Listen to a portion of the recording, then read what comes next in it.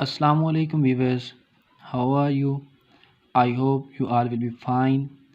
This is Muhammad Ahmed Raza and you are watching Brain Physics. Today our topic is prefixes. What do you know about prefixes? What do you mean by prefixes? या ये question भी आपसे पूछा जा सकता है, what are the prefixes. तो prefixes को पहले मैं आपको डिफाइन बताता हूँ, फिर आपको राइट करके बताता हूँ कि प्रीफिक्सेस क्या हैं।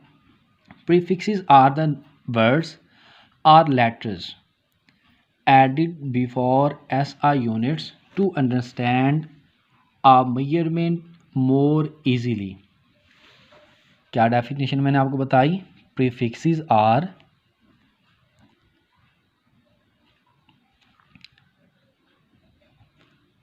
the word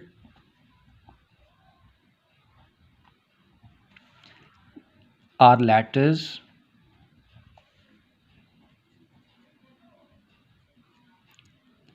added before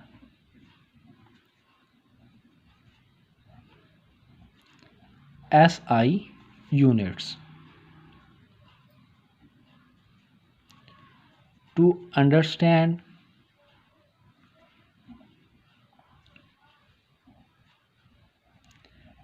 measurement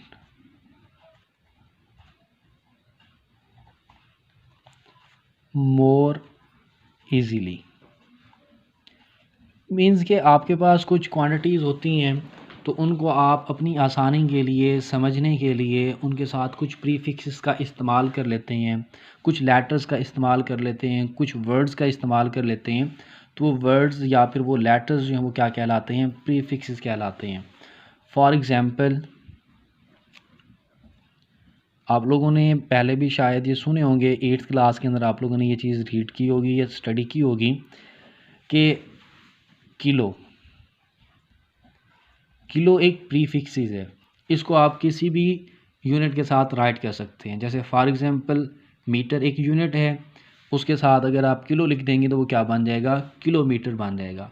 ग्राम एक यूनिट है, उसके साथ आप किलो लगा देंगे तो वो क्या बन जाएगा? किलोग्राम बन जाएगा। इसी तरह जाउल एक एनर्जी है, जाउल एक यूनिट है एनर्जी का, तो उसके साथ किलो लगा दिया जाएगा तो वो क्या बनेगा? किलो जाउल बन जाएगा। तो मीन्स कि आप प्रीफिक्सेस को किसी भी यूनिट के साथ राइट कर सकते हैं, ठीक है। इसी तरह अगर इसकी हम एक और एग्जांपल देखें तो वो क्या हो सकती है? सेंटी।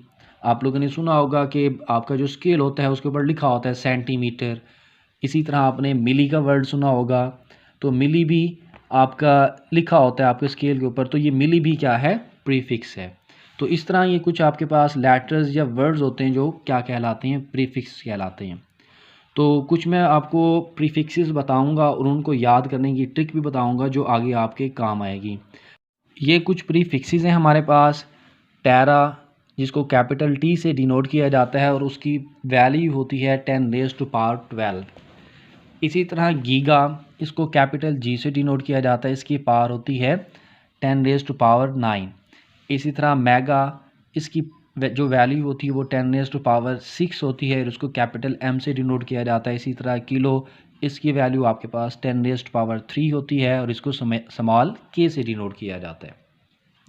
इसी तरह हेक्टो 10⁻12, डेका 10⁻1, डेसी 10⁻−1, सेंटी 10⁻−2, मिली 10⁻−3, माइक्रो 10⁻−6। अच्छा, माइक्रो जो है ना, अक्सर बच्चे इसको लिखने में गलती करते हैं, तो आपने इसको बिल्कुल आसान अंदाज में लिखना है। आप लोग पहले स्मॉल यू राइट कर लेंगे और इसकी जो दूसरी साइड है वहाँ से हल्की सी आप छोटी सी लकीर निकाल देंगे, छोटी सी एक लाइन निकाल देंगे, तो ये एक माइक्रो बन जाएगा। तो माइक्रो को आप इस तरह से आसानी से राइट कर सकते हैं। नैनो 10⁻⁻9 और पीको 10⁻⁻12। अब इस तरह ये पूरा टेबल याद करना थोड़ा सा डिफ़िकल्ट है, तो मैं आपको एक छोटी सी ट्रिक बताता हूँ जिसके ज़रिए आप इसको ईज़िली याद कर सकते हैं। अब आप देखें कि आपके पास ये तमाम वैल्यूज़ आप सीक्वेंस याद रख लें कि +12 से स्टार्ट होंगी और -12 पे जाके स्टॉप होंगी।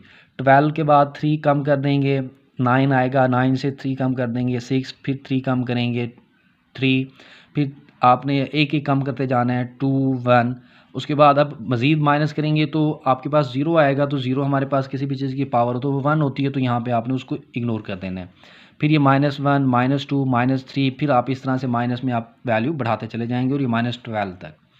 अब आपने इसको याद किस तरह से करना है, आपने याद इसको, एक मैं आपको छोटी सी लाइन बताता हूँ, उस लाइन के ज़रिए आपने इसको याद करना है। देखिए आप इसका एक सेंटेंस बना लें, ये सेंटेंस अगर आपको याद हो जाए तो इसकी वैल्यूज़ आप इजीली याद कर सकते हैं। सेंटेंस क्या है, the great man king Henrys daughter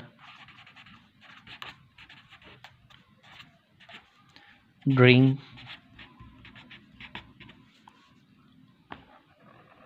chocolate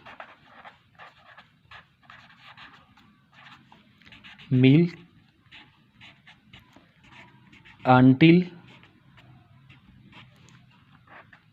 9 PM। ठीक है, तो ये सेंटेंस अगर आप याद कर लेंगे तो आपको इजीली प्रीफिक्सेस राइट हो सकते हैं। देखें, दा का आपके पास टी आ रहा है, ग्रेट का जी, मैन का एम, किंग का के, हेनरी का एच, डॉटर का डी ए, ड्रिंक का डी, चॉकलेट का सी, मिल्क का मिली, यू से आपके पास माइक्रो, एन से नैनो एंड पी से पीको। तो अगर आपको ये सेंटेंस याद हो जाए तो आपको इजीली प्रीफिक्सेस याद हो सकते हैं। ओके, आज के लिए